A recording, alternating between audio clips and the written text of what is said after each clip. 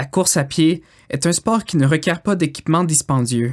Il peut être pratiqué de façon décontractée ou à un niveau plus intense. Dans cet épisode, nous vous présentons 2 différents événements qui vous donnent une raison de mettre vos souliers et d'aller vous dégourdir les jambes. Tout d'abord, Courons-Gatineau, une course pour tous âges et tous niveaux, longeant les rivières Outaouais et Gatineau. Puis, le Backyard Ultra, un ultramarathon qui teste la résilience physique et mentale de ceux qui osent y participer.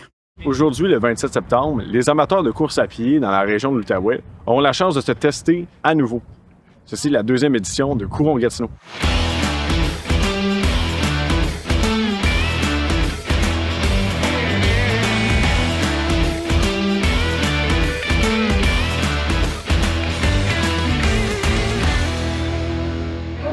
Avec vous, le 5 km. Je veux juste prendre le temps de remercier les organisateurs pour l'organisation de l'événement aujourd'hui. À Gatineau, on est une ville plein air, on est content de courir, de skier, de nager, de faire du vélo dans notre belle ville. Donc c'est vraiment un événement extraordinaire qui nous rend fiers. On a une présidente d'honneur aussi qui a de quoi inspirer une belle génération. Donc bonne course tout le monde, amusez-vous, ayez du plaisir. Puis on se voit à la ligne d'arrivée. Attention, on part dans 10 secondes. 5 secondes. Et c'est parti!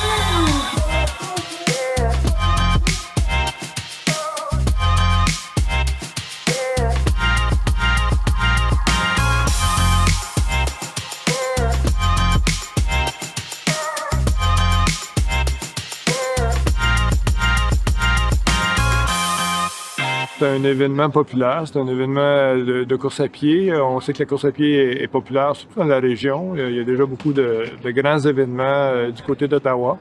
Et puis, à la Gatineau-Lopette, on a décidé de lancer un événement d'été, un événement de course à pied.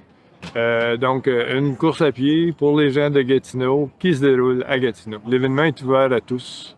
Si on regarde aujourd'hui, lors de l'événement de 15 km, on avait parmi les meilleurs coureurs de la région, c'est certain, puis parmi les meilleurs au Québec qui ont monté sur le podium. On a des familles qui participent, les plus petits aux courtes distances, soit le 2 ou le 5, et puis les plus grands, les adultes, aux 10 ou aux 15 km.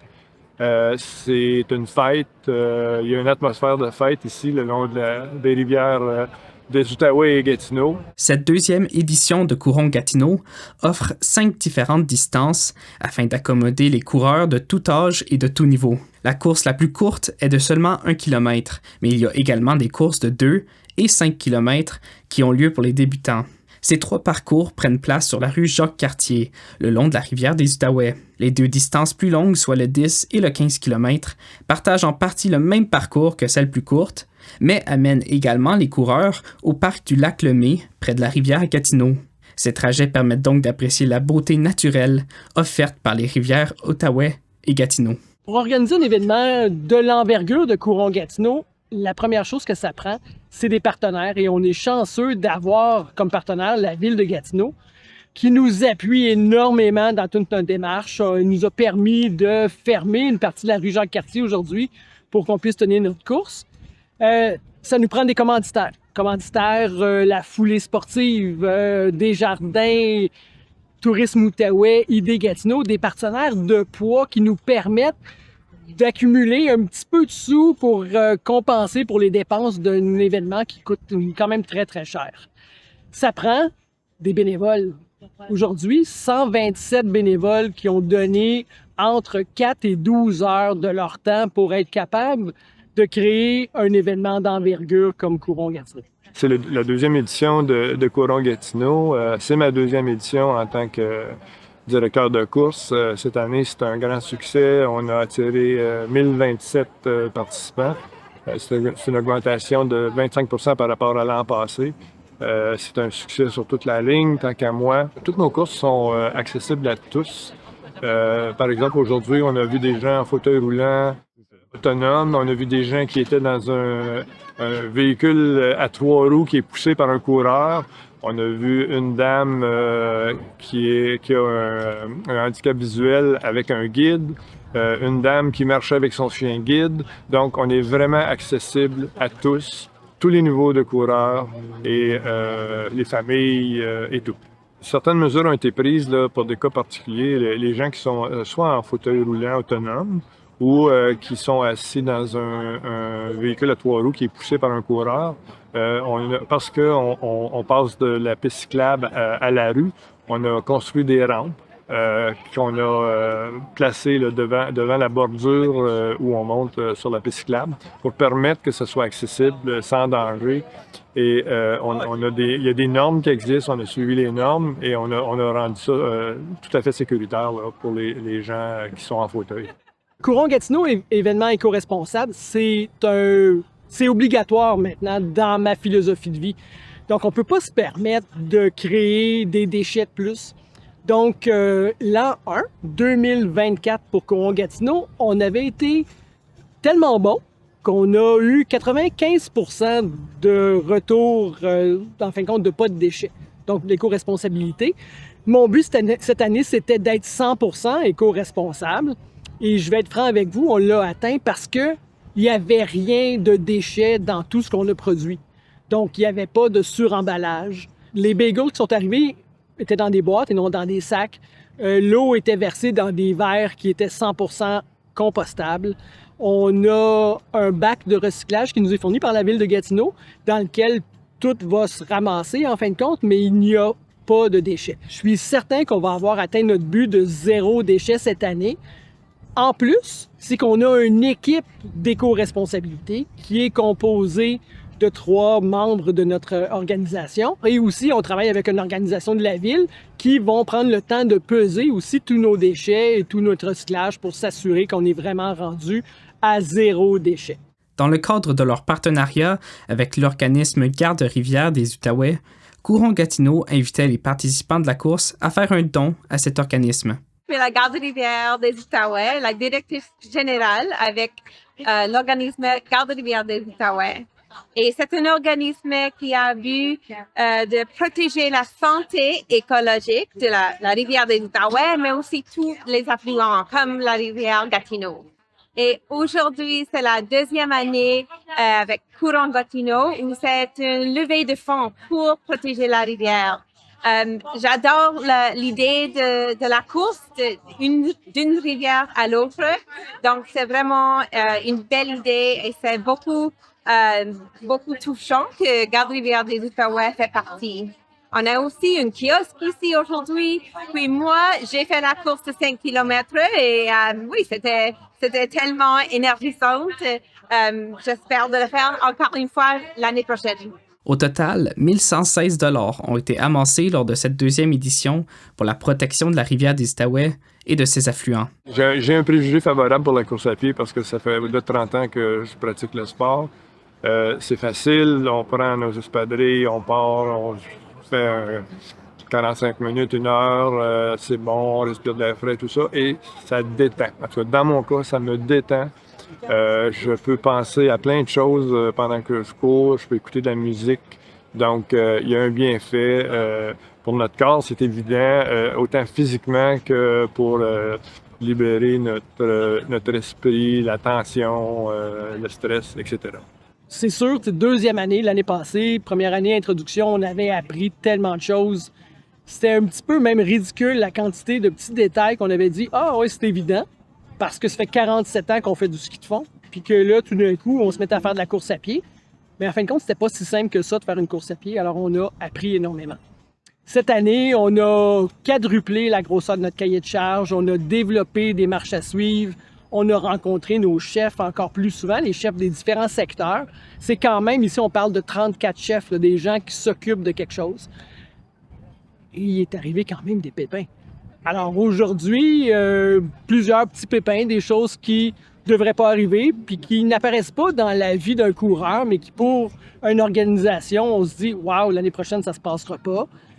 De la signalisation, du manque de temps, des cônes qui sont manquants, des petites choses qui vont faire pour les gens qui l'organisent une différence mais qui vont être totalement invisibles pour le participant. C'est sûr qu'à quelque part, on apprend à chaque année. Cette année, on a appris. On va revoir notre cahier encore dès la semaine prochaine pour dire « Mon Dieu, on a manqué ça. » On va se reprendre et on va développer des meilleurs outils encore pour pouvoir passer des meilleures années après. Alors, on ferme aujourd'hui Courons-Gatineau 2025. 2026 est déjà en branle. Hein? C'est sûr qu'on a déjà parti. Les inscriptions sont ouvertes à partir d'aujourd'hui pour 2025. Tarification, ce qu'on appelle Early Bird. Donc, les gens peuvent s'inscrire au tarif ouverture de l'année passée. Les plans pour l'année prochaine, être encore meilleurs, arriver un petit peu plus rapidement à notre objectif d'ouvrir la course à 13h puis que tout soit parfaitement complété. Il n'y aura pas de changement de parcours l'année prochaine. On va garder notre phare de 10 et 15 km et le 5 km dans laquelle il y a le plus de coureurs. Mais si on peut ouvrir peut-être une petite parenthèse, on travaille avec Athlétisme Québec en ce moment pour être les hôtes d'une Coupe Québec lors de l'édition 2026 de Courons-Gatineau. C'est pas encore dans la boîte, mais on travaille très fort pour amener une Coupe Québec à Gatineau. J'aimerais ça terminer tout ça, tout fermer notre journée en fin de compte aujourd'hui en disant que je suis choyé par une équipe extraordinaire. J'ai des bénévoles qui sont là, qui nous appuient à longueur d'année. C'est vraiment merveilleux de travailler avec ces gens-là qui donnent autant d'heures. Il y a eu tellement de choses d'appris, vous pouvez pas imaginer là, comment est-ce qu'on grandit dans ces événements-là, comment on se fait des amis, comment on devient proche. Le soleil se couche en ce moment, puis je dois vous dire que j'ai un moment de tristesse. Je ferme une édition, ça fait presque une année que je travaille dessus. Je sais que 2026 s'en vient, mais il reste que c'est une fin. On est arrivé au bout de l'aventure. Ça a été hyper positif. J'ai hâte de recommencer. On va finir celle-là. On va mettre un petit chapeau sur le petit pot. Puis après ça, on va se dire, ben, à l'année prochaine.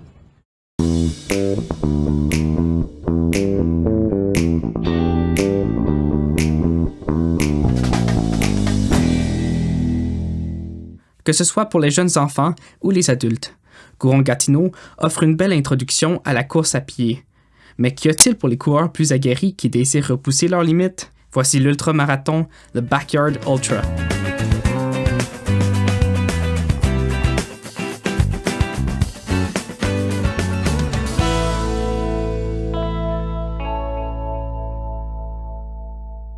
C'est vraiment particulier le format d'une backyard. C'est que c'est une course qui se déroule sur une boucle de 6,7 km.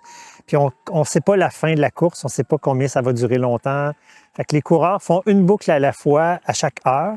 Puis la seule règle, c'est de compléter la boucle de 6,7 en dedans d'une heure. Si tu dépasses une heure, tu es éliminé. Puis la course dure comme ça jusqu'à temps qu'il reste juste un coureur en selle.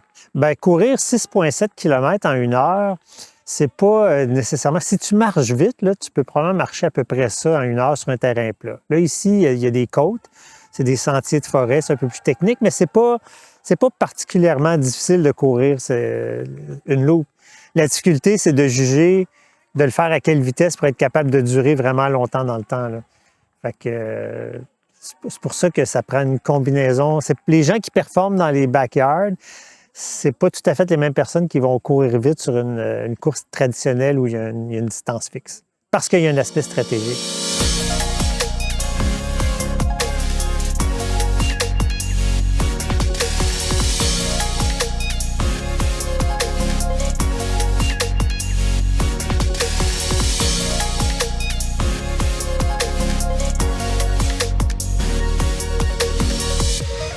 Je m'appelle Anne-Sophie Lénès, j'ai 35 ans, puis c'est mon 3e backyard ultra aujourd'hui. À date, ça va super bien. J'ai fait le même l'année passée, puis je me suis rendue à 24 tours. Donc, on va voir où est-ce que ça mène aujourd'hui. J'ai pas d'objectif, mais tant qu'on a du fun puis il fait super beau, c'est ça qui compte. J'ai pas de plan, fait qu'à chaque boucle, j'y vais selon mon feeling, selon ce que je sens que j'ai de besoin. J'ai la chance d'avoir ma grande sœur qui est là pour m'aider avec tout ça, fait que on y va comme ça vient. J'ai pas de plan préétabli. J'y vais au feeling. La stratégie gagnante, ça dépend du coureur, je te dirais. Moi, de ce que je vois, là, ça fait quelques années que j'en ai fait moi-même, c'est de courir à peu près en 53, 54, 55 minutes. Parce que quand tu cours en 40 minutes ton tour, le 20 minutes de repos, c'est trop long. C'est difficile de repartir. Quand tu le fais en 50 quelques minutes, tu as juste assez de temps pour pouvoir manger, changer tes souliers ou tes bas si nécessaire, puis de repartir. Puis ça s'embête la stratégie gagnante, mais c'est chacun sa stratégie, mais je dirais que c'est peut-être la stratégie la plus commune, là. Environ 10 à 15 minutes avant la fin de chaque heure, les coureurs terminent leur boucle et arrivent au camp. Ils ont alors le reste de l'heure afin de changer leur équipement, se nourrir, aller aux toilettes, ainsi que tout simplement se reposer. Mais parfois, un coureur réussit tout juste à compléter la boucle en moins d'une heure et n'a donc aucun temps de repos avant le début de la prochaine boucle. La course pousse tellement les limites qu'en fait, 75% du monde quitte la course au camp quand ils sont assis et c'est difficile à se relever.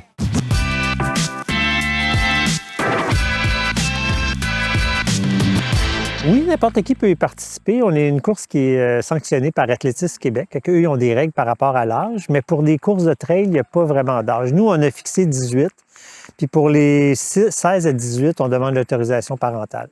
Mais c'est nous qui avons fixé ça comme tel, parce que comme la course, elle n'a pas de distance fixe, bien, ça fait qu'il n'y a pas de réglementation là-dessus.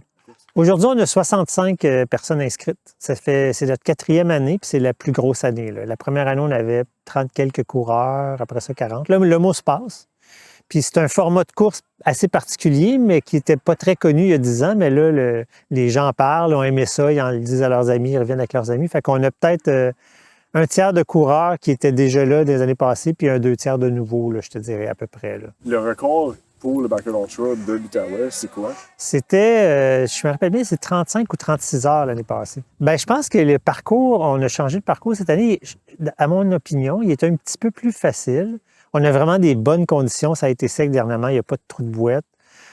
Moi, je pense qu'on a des bonnes conditions pour battre le record cette année.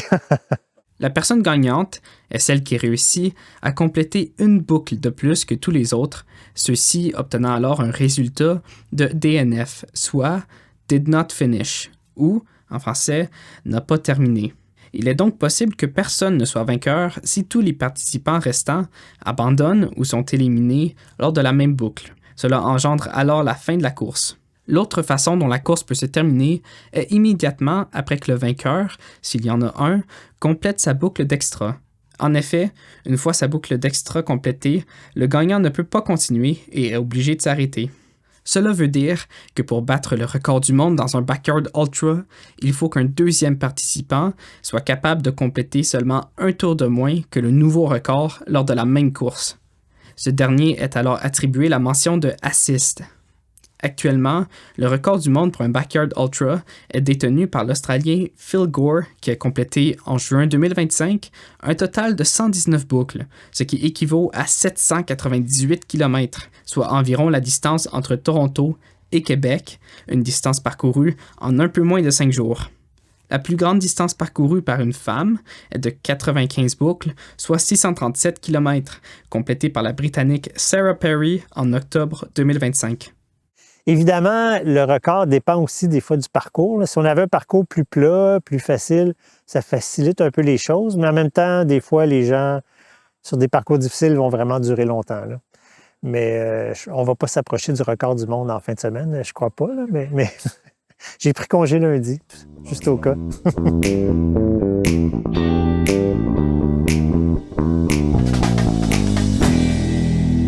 le monde est en forme? Oui! Et moi, je viens de Rivière-du-Loup, je retourne chez nous. Tout le monde est en forme? Good. Moi, je vous fais le bout plat. Je vais être le gars vraiment plate dans votre journée. Je vous demande d'écouter attentivement. Il n'y a pratiquement pas une course qu'on ne qualifie pas un coureur. La plupart du temps, c'est à cause d'un crew. OK? Fait que je parle à eux autres, mais je parle à vous autres. Parce que on ne veut pas disqualifier personne, on va être bon joueur, mais il y a des règles, comme dit là, qui sont extrêmement simples, il faut vraiment bien les comprendre. Fait que je vous renomme les 7 règles. Je vous demande d'y porter attention, particulièrement parce que vous avez un super site, mais que les temps sont en plein centre et vous allez boucler. Fait que c'est facile que votre coup, il vous donne de l'eau, il vous donne de la bouffe, ou vous ramassez quelque chose en passant. Fait que ça, c'est important vraiment de ne pas le faire. Donc, les règles. Le parcours est une boucle qui mesure exactement 6,7 km, 4 mètres, 880 pieds. La zone de départ doit accueillir tous les participants. Vous êtes dedans. Elle doit rester de la même taille tout le long de la course. et les participants doivent être dans la zone lorsque la cloche va sonner. Vous savez que vous avez 3 sifflets, on en parlait tantôt. Économisez vos jambes, les bons coureurs de backyard, ils n'arrivent jamais avant le dernier sifflet ou le deuxième sifflet. Même si vous êtes sur le 3e et que vous springez, posez vos jambes en attendant. C'est important d'être dans le furrow. Le départ est donné exactement 1 heure après la première boucle. Donc, à chaque heure, il y a un avertissement par 3 sifflets. 3, 2, 1. Vous allez le détester, le sifflet, après X heures. Tous les coureurs doivent partir au son de la cloche. Ça, c'est une note qui a été ajoutée par Laz. Quand la cloche sonne, vous devez être en mouvement et sortir de la zone. Vous ne pouvez pas attacher vos souliers dans la zone ou je replace une bouteille d'eau ou je fais ma petite photo Instagram. Non. Ça, vous le faites de l'autre bord de la ligne. Quand vous êtes rendu de l'autre bord de la ligne, vous pouvez vous asseoir, faire ce que vous voulez, vous pouvez passer une demi-heure là, il n'y a aucun problème. Mais au son de la cloche, vous devez être en mouvement et sortir de la ligne de départ. Les boucles, sauf pour aller aux toilettes. Je le répète, sauf pour aller aux toilettes, le coureur doit rester sur le parcours, ne peut pas quitter le parcours. Aucun participant ne doit aider un coureur sur le parcours. Ça comprend, vous pouvez leur créer des encouragements puis tout ça, mais marcher à côté, tu sais, j'étais avec Anne-Marie puis je marche à côté d'elle puis j'y jase là, ça c'est pas permis, ok? On peut pas faire ça. Entre coureurs, bien sûr, vous pouvez le faire, mais pas personne de l'extérieur, pas d'assistance externe. Chaque route doit être complétée dans l'heure, y compris la dernière. Aucune aide artificielle, pas de bâton. Vous n'avez pas le droit de propulsion autre que vos jambes. Puis le coureur le plus lent doit laisser passer le coureur le plus rapide. Le chronométrage est optionnel, mais ici, on a le chronométrage. C'est pour ça qu'on vous demande, quand vous allez finir votre boucle, Richard va expliquer, mais de sortir, d'aller à vos temps. Et on revient dans l'aire de départ par où est-ce que vous êtes rentré, seulement sur le départ. N'enjambez pas la clôture parce que vous allez activer le système de marquage.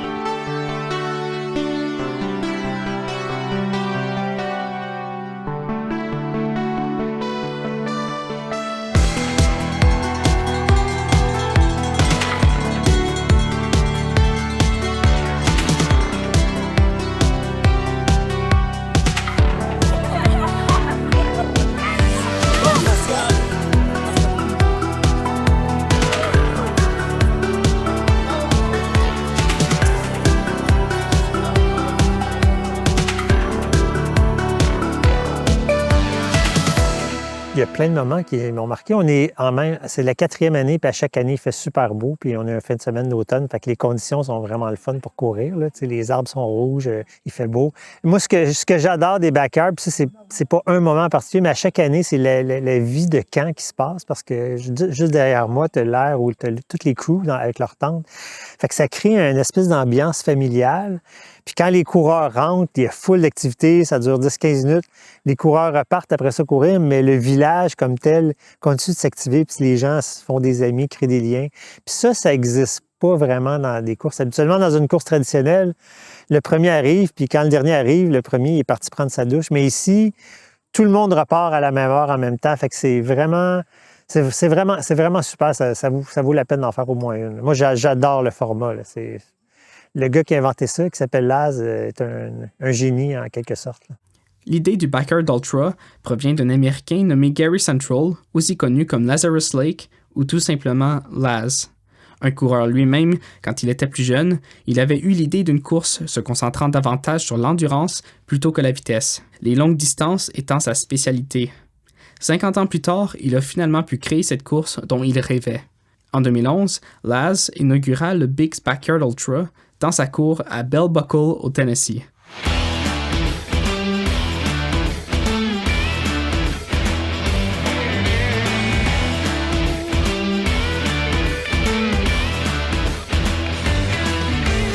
Bien, le participant qui va gagner, c'est celui qui va réussir à durer plus longtemps que les autres. Puis là, bien, il y a tout un aspect stratégique à ça parce que, comme je disais tantôt, quelqu'un qui court rapidement ses tours va peut-être se brûler plus vite puis va arrêter plus tôt. Tandis que la personne qui va courir, des fois, il y a des gens qui font les tours en 55-56 minutes.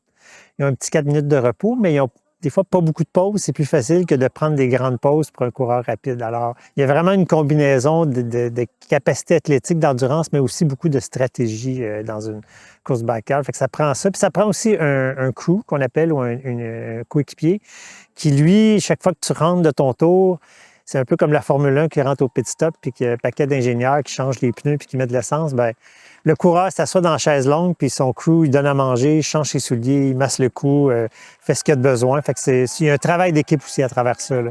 C'est pas juste la personne qui court qui compte, c'est le travail d'équipe entre le crew et le coureur.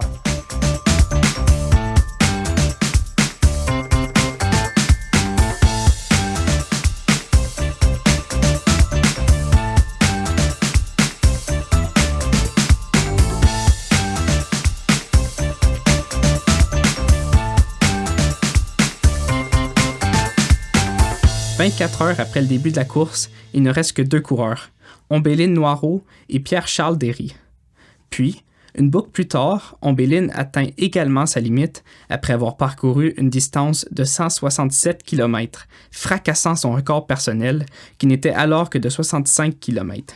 Il ne reste alors que Pierre-Charles pour le dernier tour de la course, un dernier 6,7 km qu'il parvient à compléter, faisant de lui le gagnant de cette édition du Big Wolf's Backyard Ultra en Outaouais. Il aura couru un total de 174,4 km avec un gain d'élévation de 3200 mètres en 26 heures, avec très peu de repos.